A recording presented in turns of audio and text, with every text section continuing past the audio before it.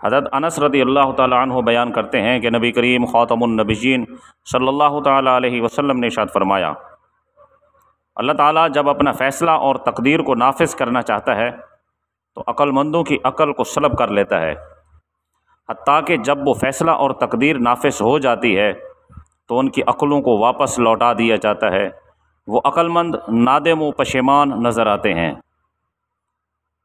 اور تقدیر خداوندی کو ٹالنے والی ایک چیز اللہ رب العزت نے نبی کریم خاتم النبیین صلی اللہ تعالیٰ علیہ وآلہ وسلم کے وسیلہ اقدس سے اس امت کو عطا فرمائی ہے۔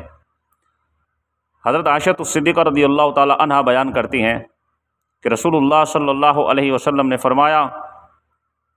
کوئی تدبیر اور احتیاط تقدیر خداوندی کو نہیں ٹال سکتی، لیکن دعا ایسی اللہ رب العزت کی طرف سے دی ہوئی نعمت ہے کہ جو نازل شدہ اور غیر نازل شدہ ہر مصیبت کے لیے سود مند ہے، کیونکہ کوئی بھی مصیبت نازل ہوتی ہے تو دعا اس سے جا ملتی ہے، اور یوں وہ دونوں یعنی مصیبت اور دعا قیامت تک ایک دوسرے کو بچھاڑنے کی کوشش کرتی رہتی ہیں۔